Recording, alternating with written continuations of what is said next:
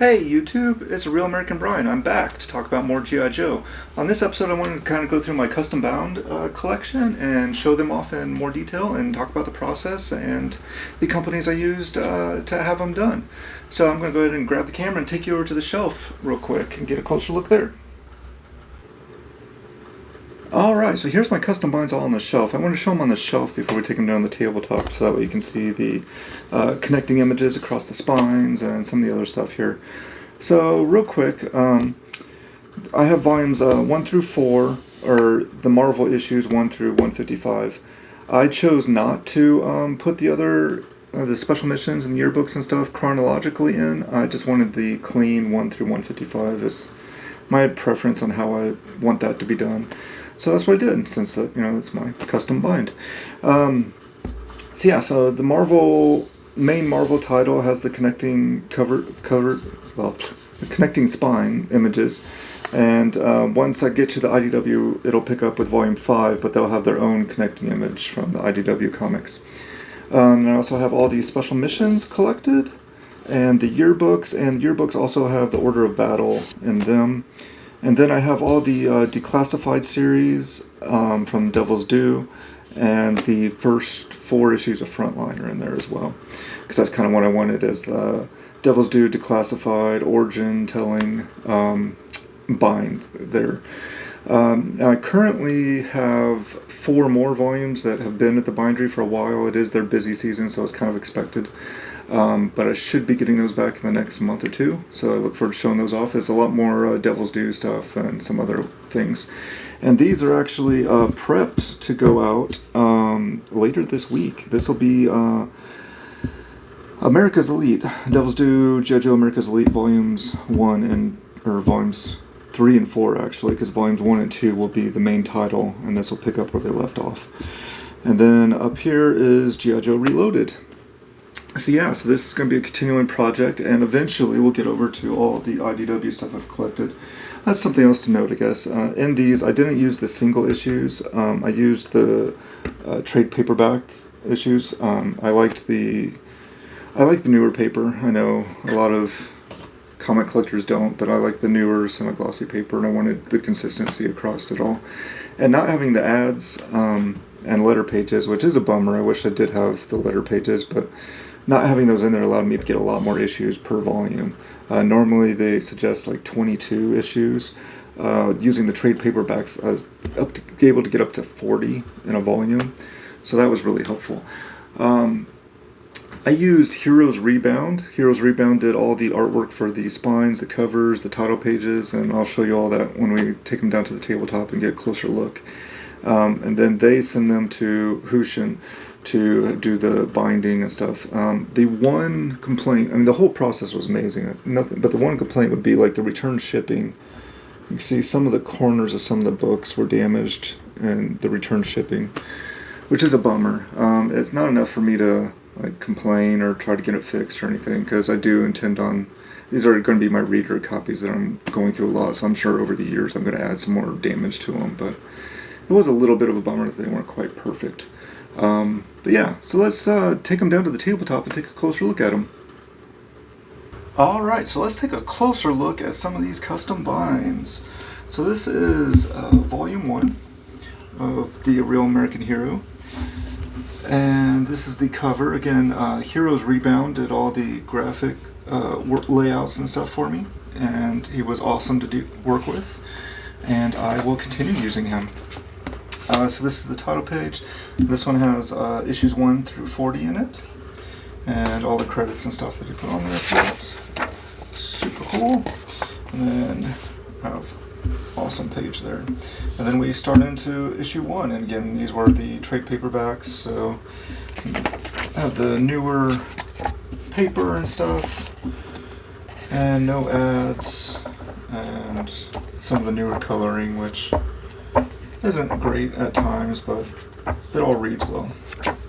And I chose to have the green ribbons put in to all of my binds because I like them. It's a nice little bookmark, functional. Yeah, and there's the back. back cover with the 1 through 40, so you can easily see that without opening the book at all. So that is volume 1. Then we go on to volume 2 with the connecting spine we saw earlier. Very nice cover layout, all uniforms. They all look like they belong to a set of books, as they should. And this one has issues 41 through 80 in it. Again, the credits page is put together there. And then, bam. Then we get into some of the stories that are in this. Very nice, very happy with everything. The binding is all really well done. It's a glued binding because I used the trade paperbacks, but I haven't had any problems with it. A little bit of an eye there. Right, and then the back cover, issues 41 through 80.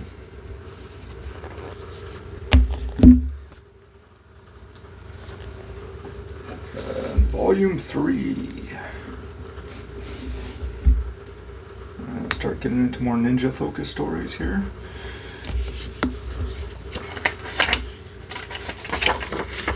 And the awesome cover, or title page, I guess.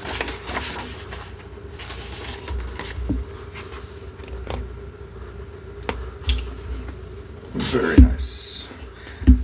I kind of let him have free reign to what images and stuff he used. I wasn't too particular on any of those.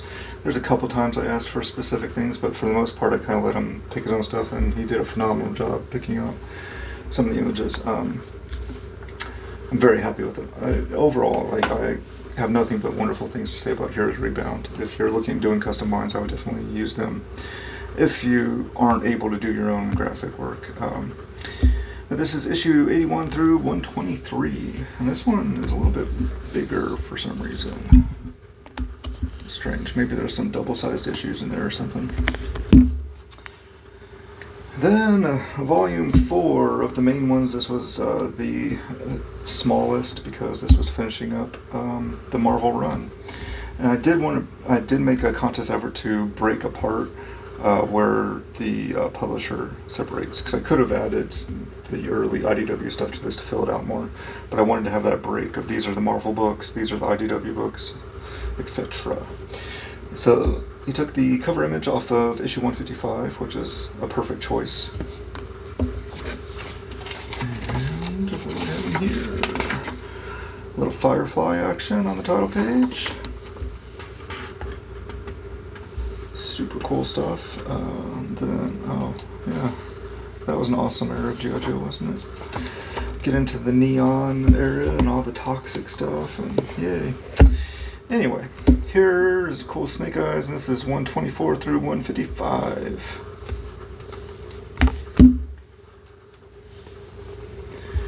Then we have the Special Missions volume. Everything was able to fit into one volume, which is super cool. And these books are some of my favorite Joe stories are in here. I really like the Special Missions a lot. But there's the title page that was created, and the end page there. And these were all the trade paperbacks IDW put out as well.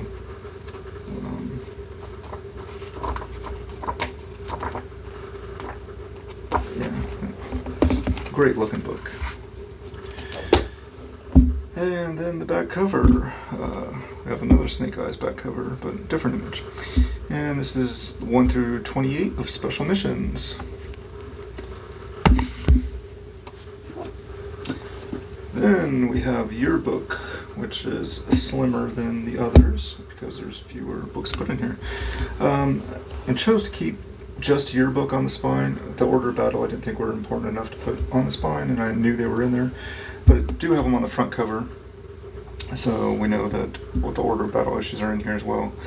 So this one, because the Order of Battle issues are in there, we have a different paper quality there, because the yearbooks are from the trade paperbacks, and then the Order of Battles are the original books, so you have the older paper. Yeah, so we have another very cool title sheet.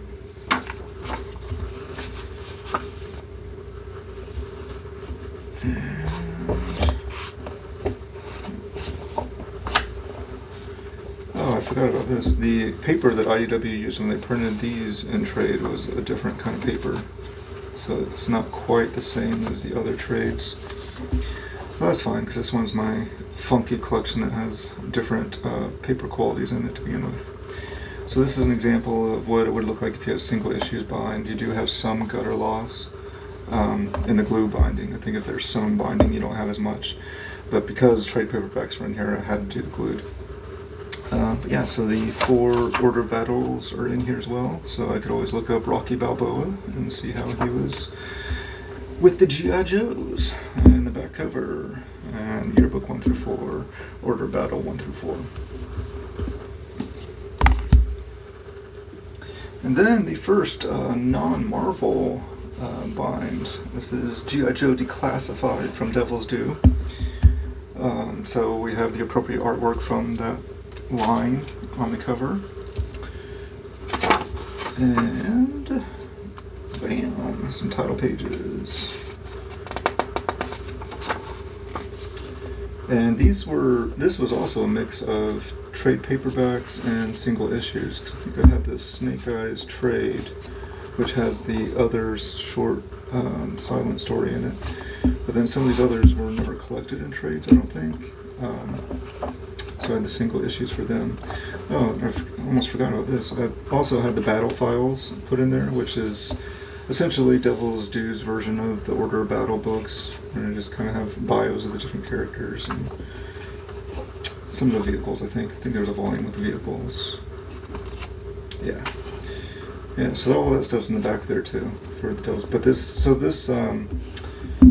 volume is kind of like all the origin era of Devil's Due. So I have all the declassified stories, frontline 1 through 4, and then those battle files. So once I start reading the Devil's Due stuff more, this is like that origin reference of everything. And there's the back cover and the list of everything that's in there, which battle files is listed at the bottom. So we have Snake Eyes, Dreadnought, Scarlet, the G.I. Joe Declassified, and G.I. Joe Frontline 1 through 4. That Larry wrote with Dan Jurgens' art. But those are all of the volumes I currently have. I have 4 more that are on the way, and then I'll have 3 more behind that. And it'll be an ongoing project, so as I get them back, I will open them up and share them with you in other videos. So if you haven't already, subscribe to the channel so you don't miss any of those, and like this video if you made it this far, and keep on watching.